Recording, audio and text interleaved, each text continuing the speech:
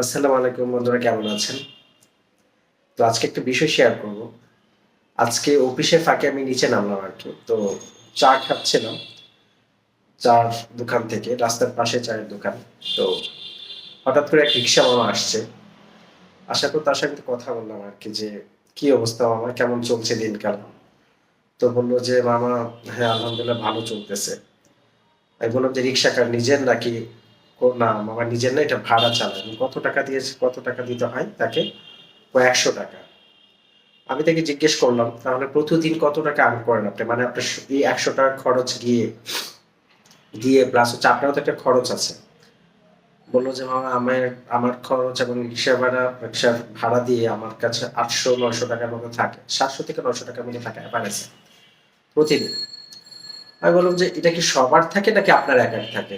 না মামা, আমি সকাল 10টায় রিক্সায় নাম চালাইতে নামি, মানে সকাল 9টা থেকে 10টার মধ্যে আসি, দেখ হচ্ছে আমি 5টার মধ্যে চলে যাই। মানে তার একটা টাইম মেনটেন করে সে, তার এই টাইমটার মধ্যে এই টাকাটা থাকে। আমি তো অন্যদের 1500 টাকাও থাকে, কারো 1200 থাকে, 1500 থাকে, 2000 টাকাও থাকে। তো আপনি কেন ওই সময়টা থাকছেন না?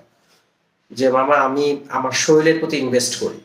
মানে যে আসলে লাইফে আমি যদি এখনই আমার, মানে এখন আমি কন্টিনিউয়াসলি এত হার্ড ওয়ার্ক করি, তাহলে একটা সময় কি আমি দ্রুত বিছানায় পড়ে যাবো, আমার কাছে মনে হয় আর কি, উনি যেটা বললেন।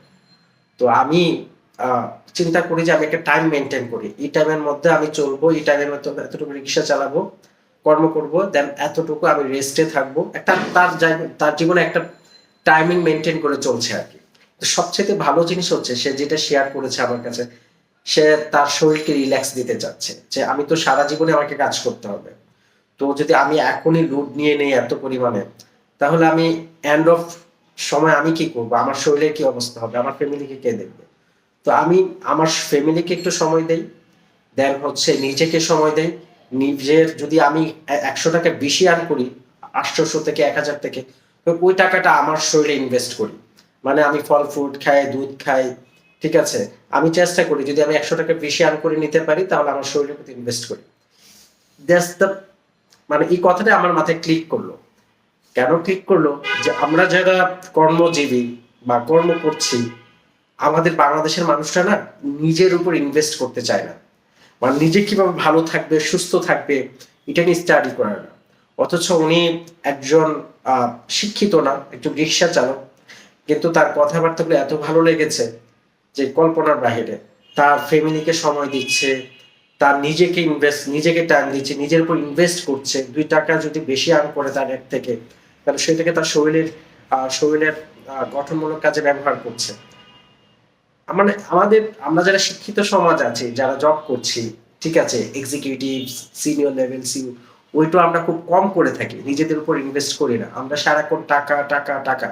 তো চিন্তা করুন, ওই ব্যক্তিটা চাইলে কিন্তু মাসে প্রতিদিন সে 1500-1600 টাকা, 2000 টাকা আর্ন করতে পারে অন্যান্য রিক্সার মতো। তো সে কি চিন্তা করছে? তার ফিউচার চিন্তা করতেছে, যে মামা আমি যদি এখন আমার শরীরে এত লোড দেই, তাহলে আমি এন্ড অফ সময় আমি কি করব? আমি তো পড়ে যাবো দ্রুত বিছানায়। কারণ আমার দেখা অনেকে আছে, উনি যে বললেন কি, যে আমার দেখা অনেকে আছে যে সকাল ভোর 6টায় নামে, রাত্রে 12টায় যায় বাসায়। ওদের জীবনটার জীবন থাকে না, পরের দিন মানে কন্টিনিউয়াসলি এভাবে চলতেই থাকে। আমাদের তো একটা শরীর, তাহলে আমার অবস্থাটা কি হবে? তো সবকিছু চিন্তা করেই আমাকে ওইভাবে চলতে হয়। তো আমাদের মানে আমি ওনার কাছ থেকে এটা শিখে পেলাম যে আসলে নিজের উপর ইনভেস্ট করা উচিত। নিজের উপর ইনভেস্ট করি, কিন্তু তার কথাটা ভালো লাগাতেই শেয়ার করছে আর কি। আমাদের শিক্ষিত সমাজে যারা জব করছে, আসলে তারা অনেকেই চিন্তা করেন নিজের উপর ইনভেস্ট করতে হবে, নিজের শরীরকে রিল্যাক্স করতে হবে, নিজেকে সময় দিতে হবে, এবং তার একটা মাইন্ড রিল্যাক্সন থাকতে হবে, মেডিটেশন করতে হবে, অনেক কিছু। তো বন্ধু, এটাই শেয়ার করার জন্যই আপনাদের সাথে ভিডিওটা শেয়ার করা। আমার কাছে খুব ভালো লেগেছে ওনার কথাগুলো। তো আমাদের উচিত আমাদের নিজেকে সময় দেওয়া, নিজেকে নিজের জন্য ইনভেস্ট করা কিছু টাকা, যেন শরীরটা সুস্থ থাকে, ভালো থাকে। শরীর সুস্থ তো দুনিয়া সুস্থ, সিরিয়াসলি। আর শরীর অসুস্থ হয়ে যান, তাহলে বুঝবেন যে আসলে সুস্থতার মূল্য কতটুকু। তো বন্ধুরা, ভালো থাকেন, আবারও দেখা হবে নতুন কোনো ভিডিওতে। আল্লাহ হাফেজ।